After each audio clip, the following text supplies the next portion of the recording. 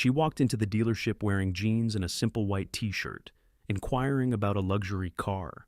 The salesman looked her up and down with disdain. "I'm sorry, but I think you're in the wrong place," he sneered, gesturing toward the exit. "These vehicles start at $300,000. As other staff members snickered and customers stared, her face flushed with humiliation. She left without a word. The next morning, a gleaming Rolls-Royce Phantom pulled up outside the dealership. When the back door opened, the salesman's jaw dropped. He never saw it coming. The prestigious Boston luxury motors sparkled under the morning light. Glass walls showcased a fleet of exotic vehicles that most people would only dream of owning. Porsche, Bentley, Aston Martin, Ferrari, each more expensive than the last. Margaret Collins, Maggie to those who knew her, stepped through the doors, her brown ponytail bouncing slightly with each step.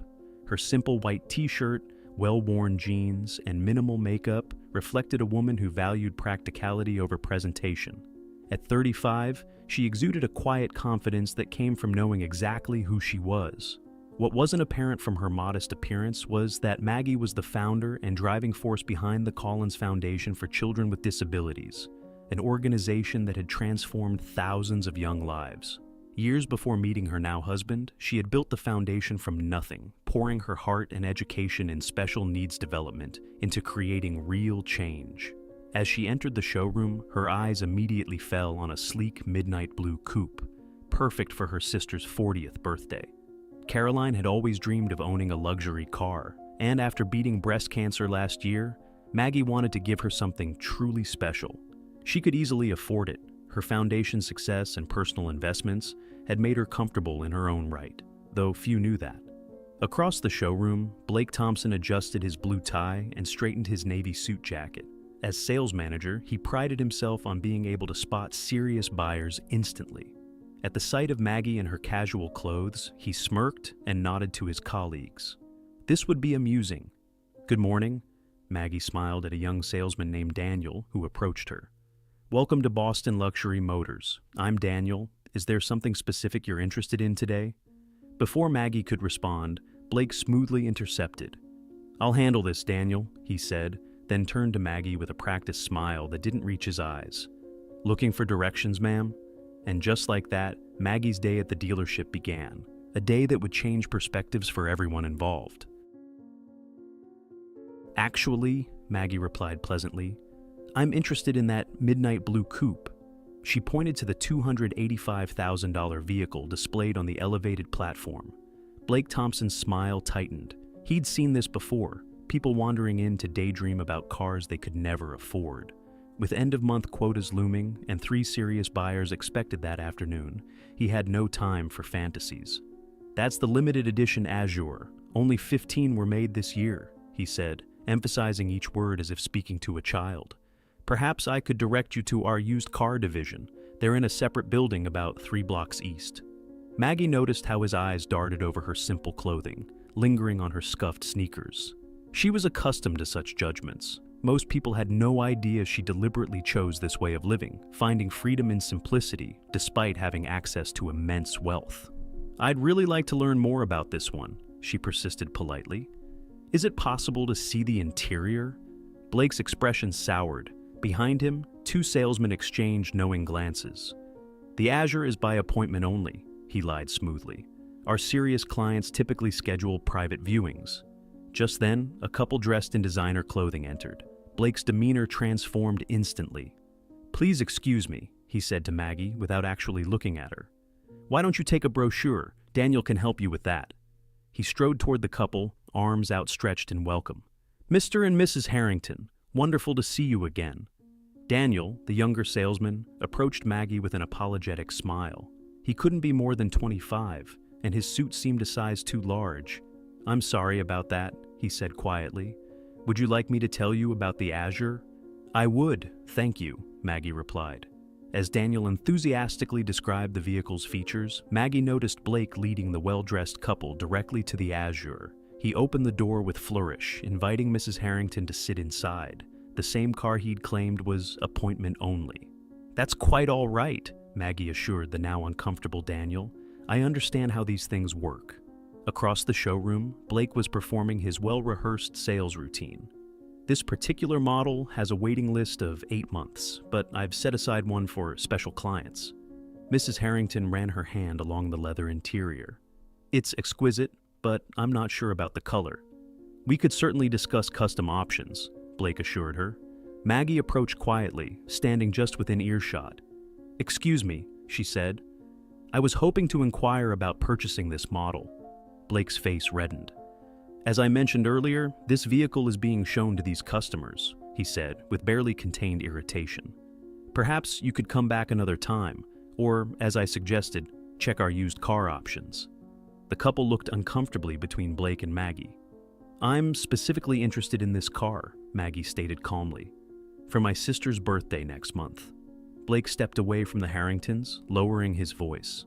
Look, I understand people like to dream, but this is a place of business. That vehicle costs more than most homes. Now, I've been patient, but you're interrupting a legitimate sale. Several nearby customers had stopped to watch the uncomfortable exchange. Daniel hovered anxiously at the periphery. I'm prepared to make a cash purchase today, Maggie said, maintaining her composure. That was when Blake's professional veneer completely cracked. He laughed, a short, harsh sound that echoed across the showroom floor. Several heads turned. A cash purchase? Really? His voice was louder now, designed to humiliate. This isn't a yard sale. We're talking about $250,000. People who can afford these cars don't dress like... He gestured dismissively at her outfit. That... Maggie felt her cheeks flush, not from embarrassment, but from a slow-building anger. Not for herself. She'd experienced such treatment before, but for anyone who had ever been judged by their appearance. I believe my money is as good as anyone else's, she said quietly. Blake stepped closer, towering over her. Let me be clear, he said, no longer bothering to hide his disdain. You are wasting my time and embarrassing yourself. Either make an appointment for a serious discussion, dressed appropriately, or please leave the premises. The showroom had gone silent. The Harringtons had stepped away from the car, visibly uncomfortable. Is there a problem here? A newer voice joined the conversation, the dealership's owner, Richard Mason, attracted by the commotion. Blake straightened his tie. No problem, sir. Just explaining to this lady that we operate by appointment for serious buyers. Richard Mason assessed the situation quickly, taking in Maggie's simple appearance and the watching crowd. His expression made it clear which side he was taking. I see, he said. Ms. Collins, Maggie supplied. Margaret Collins. Ms. Collins, perhaps there's been a misunderstanding. Our clientele typically, well, they understand the exclusivity of our vehicles. I understand perfectly, Maggie replied, her voice steady despite the humiliation burning in her chest. Your sales manager has made your policies quite clear. Blake stepped forward again, his voice dripping with condescension. If you're genuinely interested, which I doubt, you can call for an appointment. But I'd suggest bringing proof of funds and dressing the part. These cars, he gestured around the showroom, are for a certain class of people. A murmur rippled through the onlookers. Someone snickered. Maggie looked around at the judging faces, at Blake's smug expression, at the owner's tacit approval of his employees' behavior. She'd faced discrimination before, but rarely so blatantly, so publicly. I see, she said simply. With dignity intact but spirits bruised, she turned and walked toward the exit. Behind her, she heard Blake's voice, not quite quiet enough. Some people just don't know their place. As she pushed through the glass doors into the morning sunlight, Maggie pulled out her phone. The humiliation stung, but a small, resolute smile formed on her lips as she dialed. The Collins estate sat on 5 quiet acres outside Boston, its understated elegance revealing nothing of the billions behind its ownership. Alexander Collins preferred it that way. At 41, the tech visionary had revolutionized renewable energy storage technology, building a fortune while maintaining a deliberately low profile. When Maggie entered his home office, Alexander looked up from his desk, immediately setting aside his work. 15 years of marriage had taught him to read her expressions with precision. Something was wrong. What happened? He asked, moving around the desk to meet her. Maggie sank into a leather chair, the morning's events washing over her anew. It was educational, she said, with a wry smile that didn't reach her eyes. She recounted the experience at the dealership, the condescension, the humiliation, the blatant discrimination. As she spoke, Alexander's expression darkened, but he remained silent, giving her the space to process. "It's not about me," she concluded. "I have the privilege of walking away knowing the truth. But how many people get treated that way every day without the comfort of knowing they actually could afford what they're being denied?" Alexander nodded thoughtfully. In their years together, this was what had always moved him most about Maggie, her consistent concern for others even when she herself had been wronged. "So, what would you like to do about it?" he asked finally. "Part of me wants to do nothing," she admitted. "Just buy Caroline's gift elsewhere. But then I think about that young salesman, Daniel, who treated me with respect regardless of how I was dressed. And I think about all the people who face that kind of judgment without having any recourse." She looked directly at Alexander. "These people need to understand that worth isn't determined by appearance, but I don't want vengeance. I want awareness." Alexander nodded slowly, a plan forming. "I think I might have an idea that accomplishes both."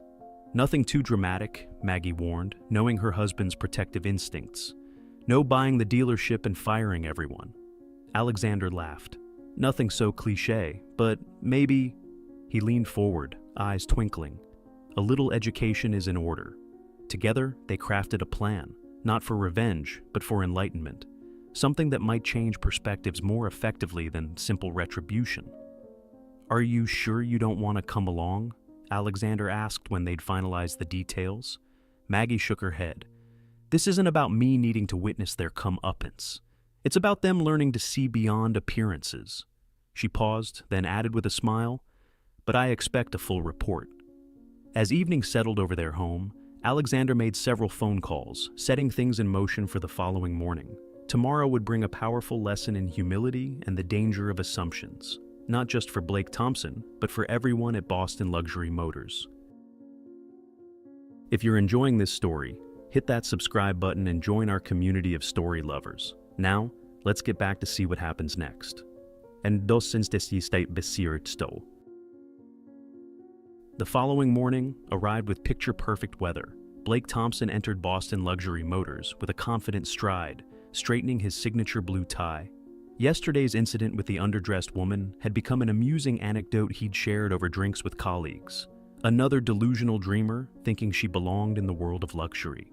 The showroom gleamed under carefully positioned lights, exotic cars arranged strategically to maximize their allure. Blake had just finished the morning staff meeting, emphasizing the importance of qualifying customers properly. "Remember," he'd instructed the sales team, "our time is valuable. We cater to a specific clientele. It's not elitism, it's efficiency." Daniel, the young salesman, had remained quiet during the meeting, his discomfort evident. Blake made a mental note to have a word with him about proper customer assessment. At precisely 10:17 a.m., the distinctive purr of an exceptional engine drew attention outside. Through the floor-to-ceiling windows, a vehicle unlike any other glided to a stop directly in front of the main entrance. Conversations halted mid-sentence. Even Blake, typically unimpressed by luxury vehicles given his daily proximity to them, felt his pulse quicken.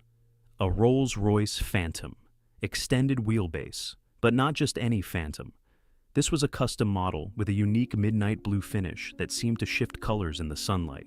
Conservative estimates would place its value north of $1.2 million. "Is that—" Richard Mason, the owner, had emerged from his office, drawn by the sudden silence. "Bespoke Phantom," Blake confirmed, already moving toward the entrance. "Extremely rare configuration." A uniformed chauffeur exited the Rolls-Royce and walked around to open the rear passenger door with white-gloved precision. From the vehicle emerged a man of commanding presence, tall, impeccably dressed in a tailored suit that whispered rather than shouted its five-figure price tag. His salt and pepper hair was perfectly groomed, his posture effortlessly authoritative. Blake's salesman instincts kicked into overdrive. This was beyond a good prospect.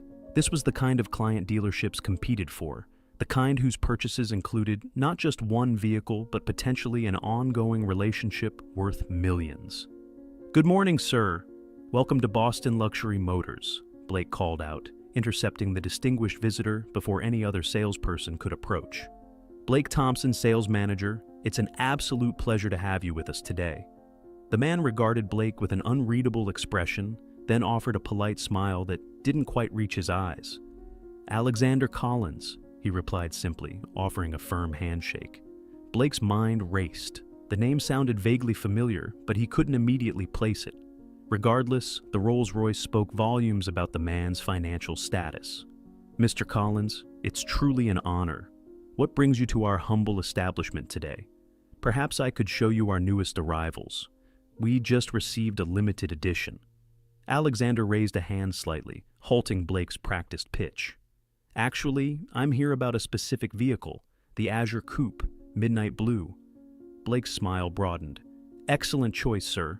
One of only 15 produced this year. I'd be delighted to show you. It's actually right over—" "I know where it is," Alexander interrupted smoothly.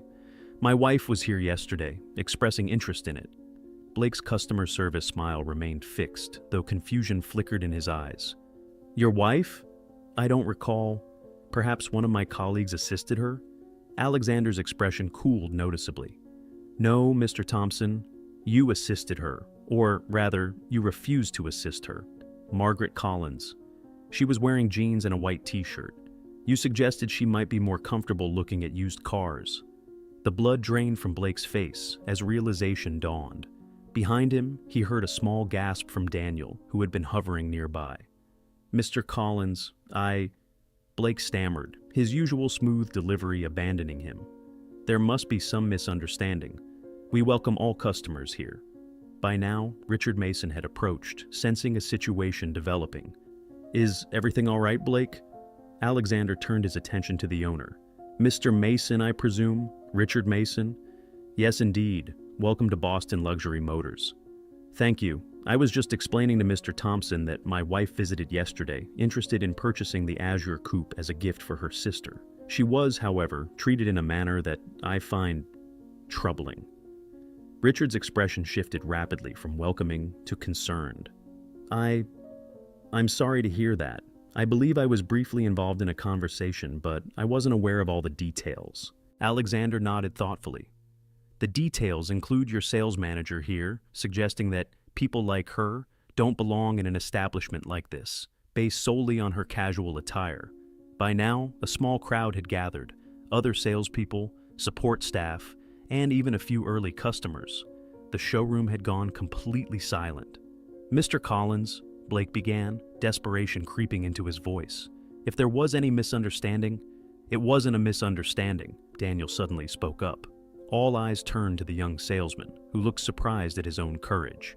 "Ms. Collins was treated poorly. She was polite and specific about her interest in the Azure, and she was dismissed repeatedly based on her appearance." Blake shot Daniel a withering look, but the damage was done. Alexander turned back to Richard Mason. "You know, it's interesting. My wife founded and runs the Collins Foundation for Children with Disabilities. It's been her life's work since before I met her. She's raised over $50 million for specialized medical equipment and educational programs." He paused, letting this sink in. "Maggie chooses to dress simply because she believes in living modestly despite our means. She finds it keeps her connected to the families she helps. It's one of the countless reasons I love her." Richard Mason had gone pale. "Mr. Collins, I assure you, this does not reflect the values of our dealership. We pride ourselves on—" "Actions speak louder than mission statements, Mr. Mason," Alexander interrupted firmly. "Now, regarding the Azure, I'm not here to purchase just one vehicle." Blake perked up slightly at this, a glimmer of professional hope breaking through his distress. "I was planning to purchase the Azure for my wife's sister, as Maggie intended, but I was also considering a fleet replacement for our corporate vehicles. 7 in total, and my personal collection could use updating as well." Mason's eyes widened. A sale of that magnitude would make their quarterly targets in a single transaction. "However," Alexander continued, "I find myself questioning whether this is the right establishment for such a significant investment." The silence in the showroom was absolute. Blake looked physically ill. "Mr. Collins," Richard began desperately, "I cannot apologize enough for this unfortunate incident. I assure you, this is not how we conduct business. Please, allow us to make this right." Alexander considered this for a moment. "Perhaps there is a way forward," he said finally. But it would require more than just selling me cars. Anything, Richard assured him quickly. The Collins Foundation is hosting a benefit gala next month. We're raising funds for a new adaptive sports complex for children with physical disabilities. Blake, he turned to the mortified sales manager. I think your presence would be educational. Blake swallowed hard. Sir? Not as a guest, Alexander clarified. As a volunteer. The foundation is always looking for people to help with setup, to assist the children, to see firsthand the work being done. The implications were clear. This wasn't just about selling cars anymore. It was about learning a fundamental lesson in human value. Additionally, Alexander continued, addressing Richard Mason, the dealership might consider implementing a training program on unconscious bias. I know several excellent consultants. Richard nodded emphatically. Absolutely, we would welcome such an initiative. As for the vehicles, Alexander turned to Daniel, the young salesman who had spoken up. I'd like you to handle all the paperwork, starting with the Azure for my sister-in-law. Daniel's eyes widened. Me? Thank you, sir. I'd be honored. Good, Alexander said with finality. Now, shall we discuss the specifics of the corporate fleet? As they moved toward Mason's office, Alexander paused in front of the Azure, running his hand along its sleek contour. My wife has excellent taste, doesn't she? Behind them, Blake Thompson stood motionless, his perfect world fundamentally altered. The harsh truth had finally dawned on him. He had revealed his character not by how he treated those he thought important, but by how he treated those he believed were not. 1 month later, the Collins Foundation Benefit Gala transformed the Grand Boston Hotel into a celebration of possibility. Children with various disabilities and their families mingled with donors, medical professionals, and supporters. Near the entrance, Blake Thompson, dressed not in his usual sales attire, but in the event staff uniform, directed guests and assisted a young boy in a wheelchair. The past month had changed him profoundly. His volunteer work at the foundation had started as an obligation, the price of professional survival. But something unexpected had happened as he witnessed the challenges these children faced daily, and the dignity with which they met them. Across the room, Maggie Collins, elegant in a simple blue dress, approached him. Despite knowing who she was now, Blake was struck again by her lack of pretension. How are you finding the experience, Blake? She asked. He considered the question seriously. Humbling, he finally answered, and necessary. Maggie nodded. Thomas seems to have taken a liking to you, she observed, referring to the boy in the wheelchair. He's teaching me about adaptive basketball, Blake admitted. Apparently, I have terrible form. This drew a genuine laugh from Maggie. He's an honest coach. Blake's expression grew serious. Mrs. Collins, I know I've apologized formally, but I need to say it directly. I'm truly sorry for how I treated you. There's no excuse. You're right, there isn't, she agreed, but without malice. The question is what you've learned.